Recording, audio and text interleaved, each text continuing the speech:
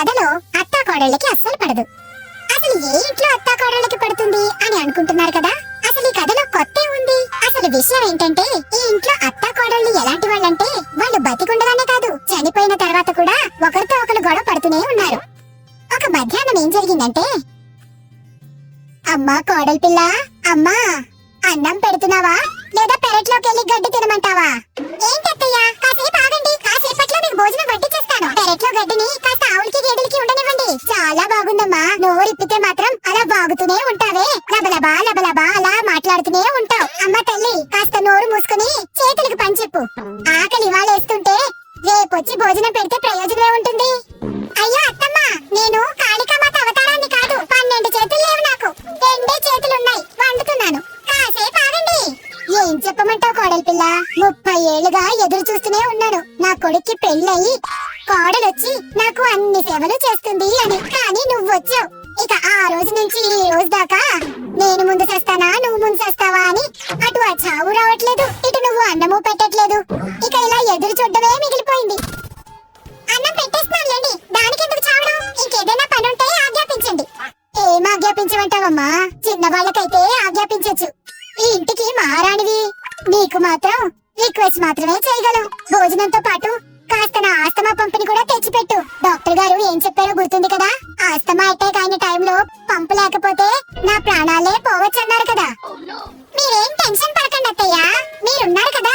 మీరు పెద్ద గట్టి పిండం, మీరప్పుడే పోర్లేండి. నాకు తెలిసి మా సవాలు మీద ఏడ్చిన తర్వాతే మీరు పైకి పోతారులేండి. అయినా పైకి వచ్చిన తర్వాత కూడా మమ్మల్ని బాధ పెడుతూనే ఉంటారు. కోడలు కాసేపటి తర్వాత వాళ్ళ అత్తమ్మ ఎదురుగా అన్నం వడ్డించేస్తుంది. అమ్మా మహారాణి, వెళ్ళి నా పంపు తీసుకురామ్మా, ఆస్తమా అటాక్ అయినట్టుంది. కోడలు పంపు తేడం మానేసి అక్కడే కూర్చుని ఉంటుంది. అలా కూర్చుని వాళ్ళ అత్తగారిని చూస్తూ చిన్నగా నవ్వుతూ ఉంటుంది. అయ్యో ముదు నష్టపుదానా, ఇలా కోతిలా నవ్వడం మానేసి వెళ్ళి నా పంపు తీసుకురావే. నాకు యమదూతలు వస్తున్నట్టు కనిపిస్తున్నారు, తొందరగా తీసుకురావే. అకస్మాత్తుగా అత్త నేల మీద పడిపోతుంది. అరే ఏంటిది అత్తయ్య, నువ్వు మా అందరికన్నా ముందే వెళ్ళిపోయావా? ధర్మరాజు మాయకి నేను హాయ్ చెప్పానని చెప్పు.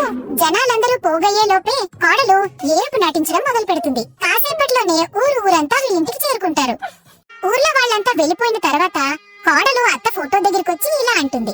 అత్తమ్మా, ఇప్పుడు ఇది నా ఇల్లు, నాకెలా తోస్తే అలా చేస్తా. నేనే వండుకుంటా, నేనే తినేస్తా.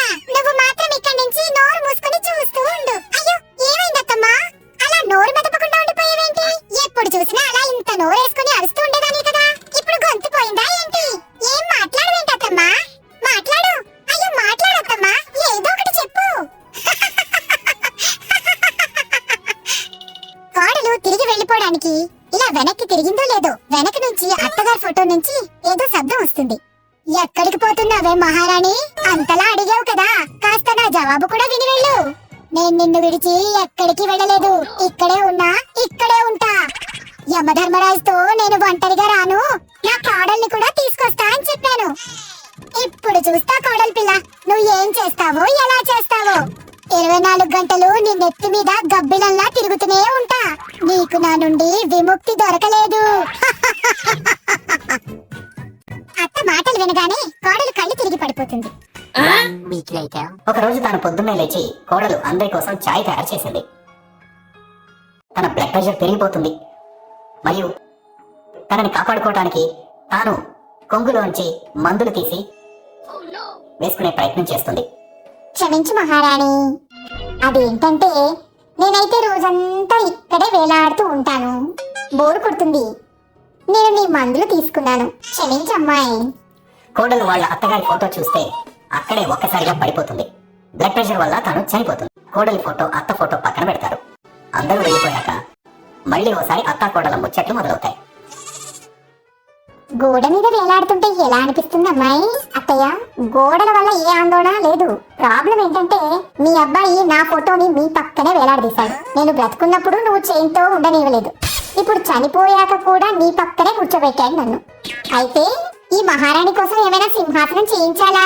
చూడండి, సింహాసనం అవసరం లేదు, మీ కొడుక్కి కూడా లేదు.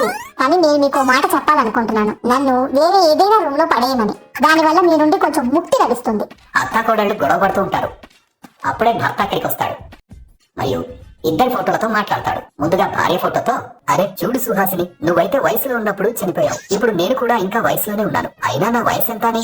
అయితే పక్క ఊర్లో మన పిన్ని ఉంది కదా, నాకు రెండో పెళ్లికి సంబంధం తీసుకొచ్చింది. చూడు, నువ్వు చెడుగా అనుకోకు, నేను ఇంకో పెళ్లికి ఒప్పేసుకున్నాను. తర్వాత భర్త తన తల్లి వైపు మొహం తిప్పుతాడు. నా ఆ కొత్త భార్య రానుంది కదా, అంటే అది నీ కొత్త కోడలు. తన రిక్వెస్ట్ ఏంటంటే తనతో పాటు వాళ్ళ అమ్మ కూడా వస్తుందట. నీకు తెలుసు కదా నేను మంచి మనిషిని అని. నేను సరే అన్నాను. పెళ్లి తర్వాత తనే మా అమ్మ అవుతుంది. భర్త వెళ్ళిపోతాడు. కోడలు మరియు అత్త ఇద్దరి ఫోటోలు ఏడుస్తాయి.